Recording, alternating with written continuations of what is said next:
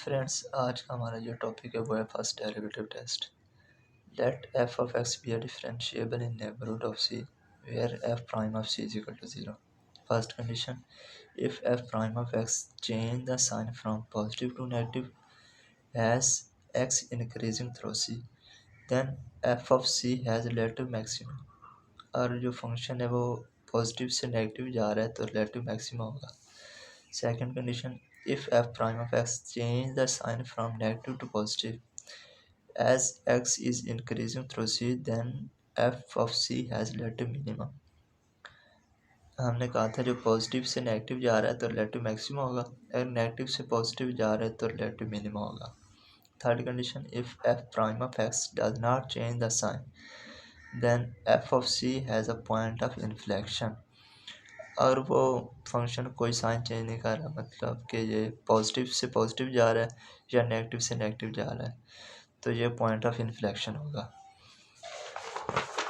तो next first derivative test में ना हम ये चार चीज़ें फाइंड करेंगे। फर्स्ट है critical point, second interval, third increasing decreasing function, fourth है रिलेटिव मैक्सिमा और मिनिमा।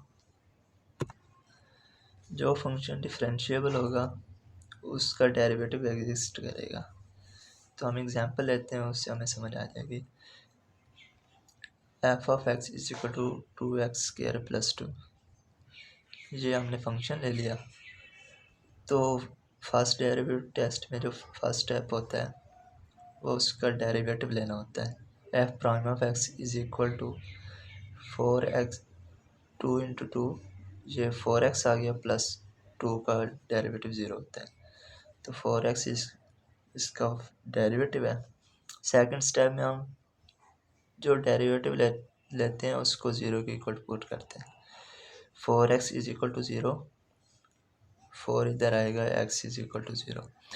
ये जो हमारे आंसर निकले हैं ये कहलाते हैं क्रिटिकल पॉइंट। ज़रूरी नहीं है कि हमारे पास एक ही क्रिटिकल पॉइंट निकले और फंक्शन हम कोई और ले लें तो इसके क्रिटिकल पॉइंट 2 भी निकल सकते हैं, 3 भी निकल सकते हैं, वो हमारे फंक्शन पर डिपेंड करता है। तो अगर मैं यहाँ कोई और एग्जांपल ले लूँ तो हम उसको लेट x³ प्लस या माइनस लगा दें 4x इज इक्वल टू 0। तो ये x³ minus x is equal to 0 हो जाएगा। तो ये x हम कॉमन ले लेते हैं, x² - 1 इज इक्वल टू 0। ये x इज इक्वल टू 0 आ गया और ये x² - 1 इज इक्वल टू 0।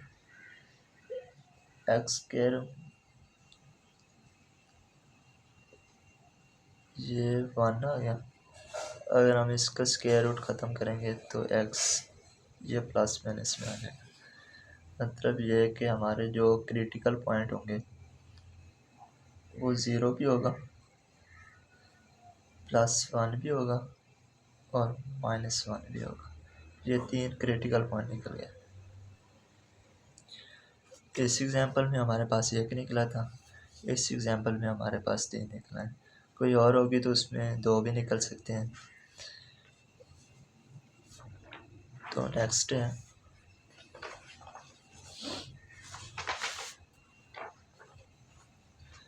ये जो हमने बोला था क्रिटिकल पॉइंट तो हमने फाइंड कर लिए।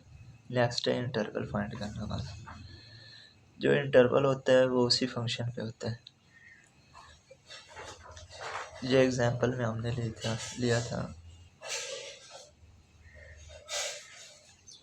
इंटरवल बेसिकली वो ना रियल लाइन पे होते हैं, रियल लाइन नेगेटिव से पॉजिटिव, और ये उसका ओरिजिन है। तो यहाँ से यहाँ तक ये उसका होगा इंटरवल है। हम कोई भी पॉइंट दे दें, 1 दे दें, 2 दे दें, समथिंग, तो ये उसका इंटरवल होगा। थर्ड है फंक्शन को इंक्रीजिंग और डिक्रीजिंग फाइंड करना। तो उसी इंटरवल पे हमने फंक्शन में कोई ना कोई वैल्यू पुट कर देनी है। हमने ले लिया x इज इक्वल टू -1, हमने फंक्शन में पुट करना है f prime of x is equal to 4 - 1 जो हमने लिया है f prime of x is equal to -4।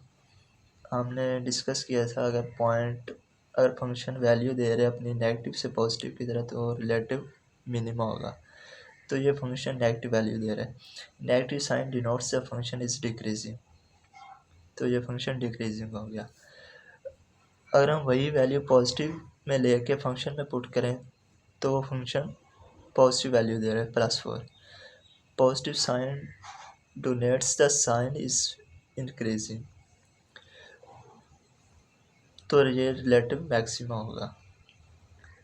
Third पे हमारे पास आता है रिलेटिव मिनिमा और मैक्सिमा। तो जो हमने फंक्शन लिया था उसको इक्वल रखना है जो हमारे पास आंसर आया था, ये 4x, ये 4x आ गया। अब हमने वैल्यू पुट करनी है इसमें। अगर फंक्शन में हम वैल्यू नेगेटिव पुट कर रहे हैं तो वो नेगेटिव दे रहा है, अगर हम पॉजिटिव फंक्शन में वैल्यू पुट कर रहे हैं तो वो पॉजिटिव आंसर दे रहा है। तो रिलेटिव मैक्सिमा ये होता है कि हम जो भी वैल्यू पुट करें अगर वो नेगेटिव से पॉजिटिव है तो रिलेटिव मिनिमा होगा, अगर यही साइन पॉजिटिव टू नेगेटिव हो जाते हैं तो यही रिलेटिव मैक्सिमा हो जाता है। तो आज का हमारा यही टॉपिक था। अगर आपको इसमें कुछ कमी लगती है तो आप कमेंट्स में हमें बता सकते हैं, तो हम इम्प्रूव कर लेंगे। Take care.